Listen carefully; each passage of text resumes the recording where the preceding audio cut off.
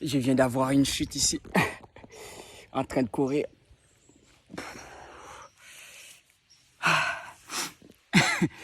Alors, cette chute, c'est peut-être un signe pour que je m'arrête et que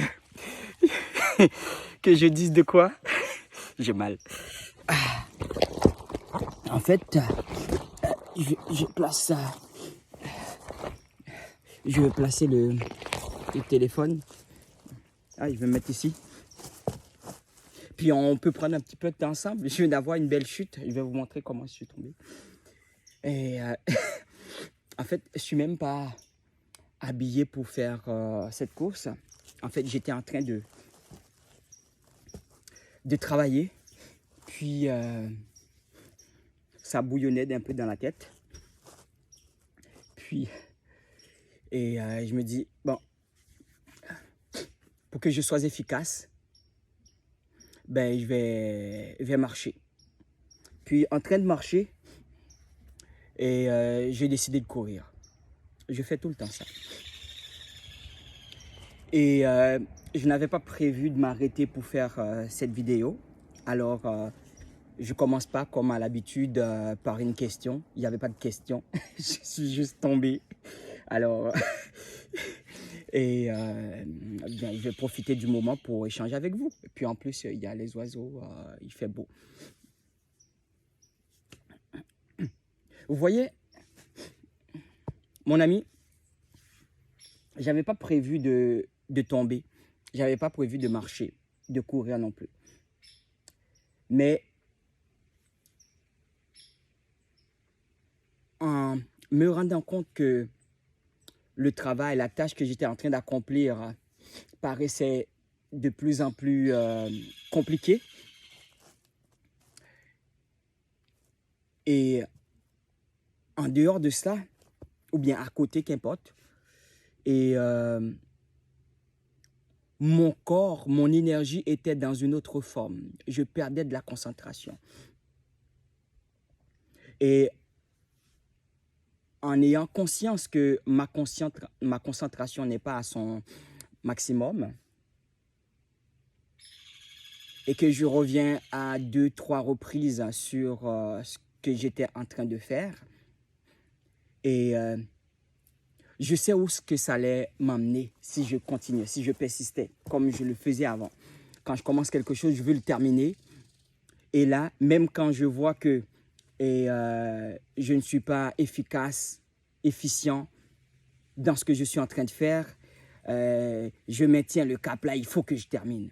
Et le plus souvent, bien entendu, arriver à la fin, quand il y a une fin, et je ne suis pas plus satisfait. Parfois, je peux sortir avec des résultats intéressants où ça valait le coup que je prenne sur moi pour avancer dans la tâche. Mais le plus souvent, ce qui arrive, c'est plutôt une sorte de frustration. J'ai passé beaucoup d'heures, puis pour avoir un résultat plus ou moins satisfaisant, et c'est frustrant pareil. Alors, en venant ici, j'avais déjà découvert que, et comme on le sait tous, aller prendre de l'air, changer d'environnement, changer d'ambiance, changer son focus et changer son état d'humeur, bien, ça apporte un espace pour que notre cerveau, notre biologie puisse se rééquilibrer, que les énergies retrouvent un état d'équilibre. Et c'est ce qui va faire en sorte que l'on puisse recommencer ou poursuivre ce qu'on était en train de faire, mais dans un niveau de performance, dans un niveau de concentration plus élevé.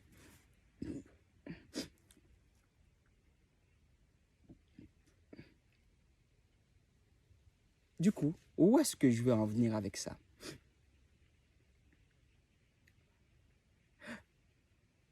s'il y a quelque chose que je veux traduire ici dans ce que je veux vous dire, c'est que parfois on a besoin de se forcer. Surtout quand ça paraît difficile et que l'on ressent, on le sait, on peut en avoir conscience, l'on sait que si on va lâcher, ce n'est pas parce qu'on n'est pas capable de le faire, c'est juste que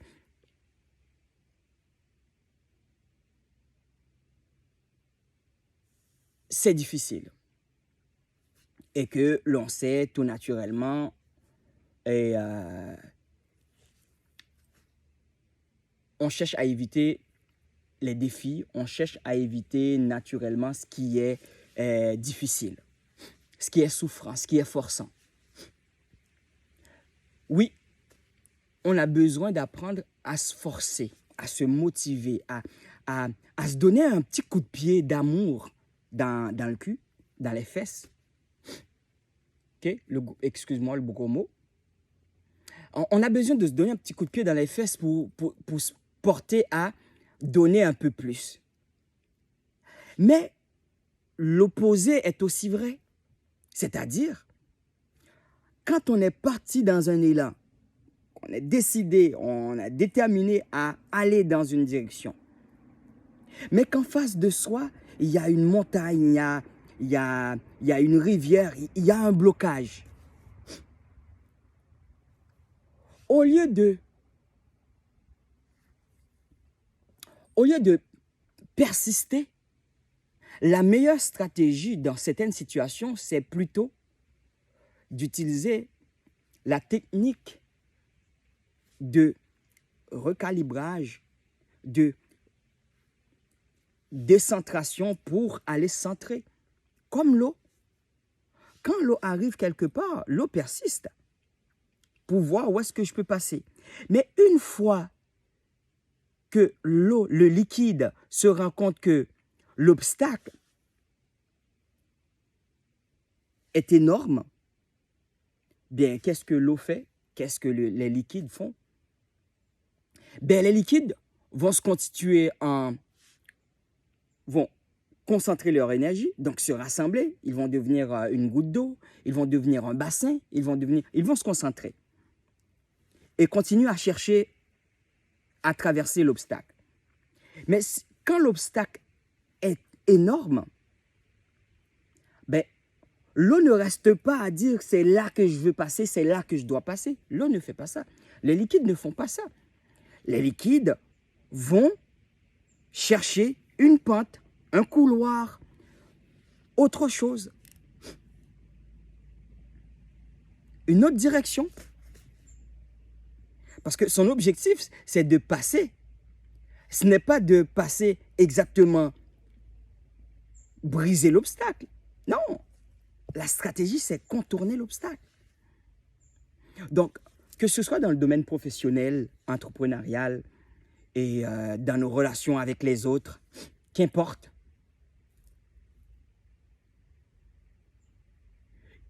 Il est d'une importance capitale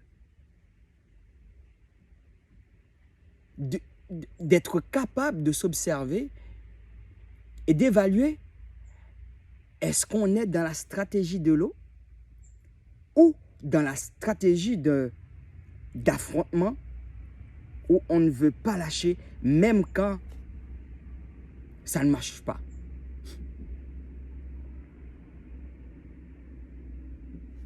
C'est mon oncle Einstein, que vous connaissez sans doute, qui dit « C'est de la pure folie de continuer à faire la même chose, je traduis, et de s'attendre à obtenir des résultats différents. Si tu fais la même chose de la même façon, tu vas obtenir le même résultat. »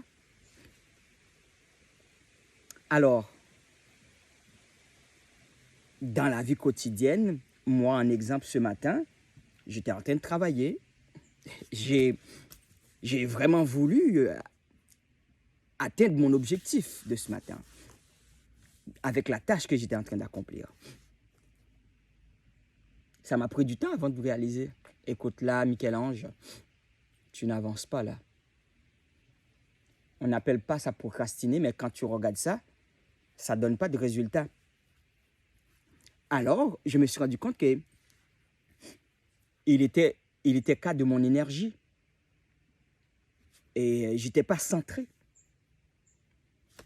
Et j'ai choisi de prendre une pause, quitte à ce que je travaille un petit peu plus tard ce soir, un 30 minutes de plus, 1 heure de temps de plus, le temps que je passe ici, là, dans la course. Là, ça fait une dizaine de minutes, ou 15, que j'ai marché et couru jusqu'ici, avant que je tombe, avant que je fasse une chute. Alors, je vais disposer de ce temps-là pour, dans une autre énergie, atteindre mon objectif. Et si l'objectif n'est pas atteint, ben, on verra, je verrai, j'évaluerai, est-ce que je recommence? Est-ce que j'établis un nouvel objectif? Qu'est-ce que je fais? Alors, avant que je retombe, je suis déjà en très bonne pause. Mon souffle est normal, alors je vais reprendre. J'ai plus de douleur dans les bras. Alors, je vais reprendre ma course. En commençant par marcher, je vais d'abord ramasser ma casquette. Donc, je vais la mettre sur ma tête et je vais reprendre ma course. Et je vous ai dit tantôt que je vais vous montrer là où je suis tombé. Alors, je vais vous le montrer.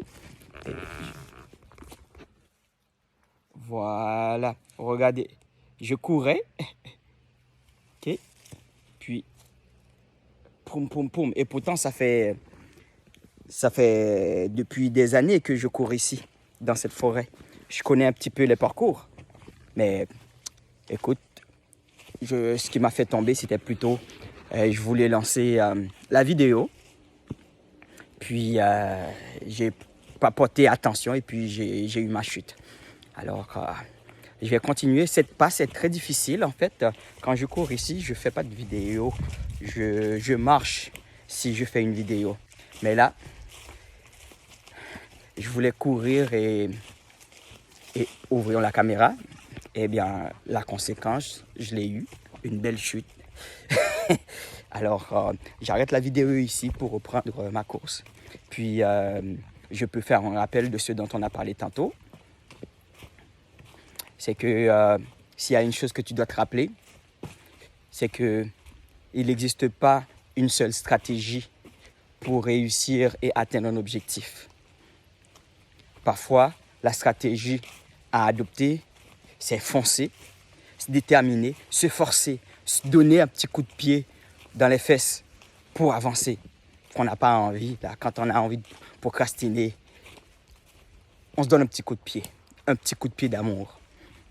Et d'autres fois, ce qu'il faut faire, c'est lâcher prise. On va la dire lâcher prise. Comme prendre une pause, aller marcher, aller parler avec quelqu'un, faire un arrêt. Puis là, on peut revenir. Alors, on aura produit dans son corps, OK?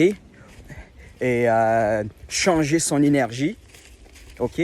Puis là, en revenant sur la tâche, on peut être plus efficace, plus efficient. D'accord? Donc, athlète de la vie, femme entrepreneur, femme d'affaires, homme d'affaires, employé, enfant, à l'école. Et qui que vous soyez, parfois, on a besoin de se forcer. Mais d'autres fois, on a besoin de prendre une pause, un arrêt, se reposer, tranquille. On recommencera, mais dans une meilleure énergie. Ça peut être dans une conversation. La conversation est difficile. Parfois, il faut se forcer pour dire ce qu'on veut vraiment dans la conversation. Mais d'autres fois, on arrête. On déclare qu'on lève le drapeau blanc. Puis, on va changer d'énergie. Puis là, on peut revenir sur le sujet. Mais là, avec beaucoup plus de clarté. Vous comprenez? Il y a un animal pas trop loin. Donc, je pense que vous avez compris tout ça. Alors, athlète de la vie, je vous souhaite bon entraînement pour une vie digne, une vie inspirante et remplie de sens. C'était ton ami, ton coach, Manik. À la prochaine. Bye.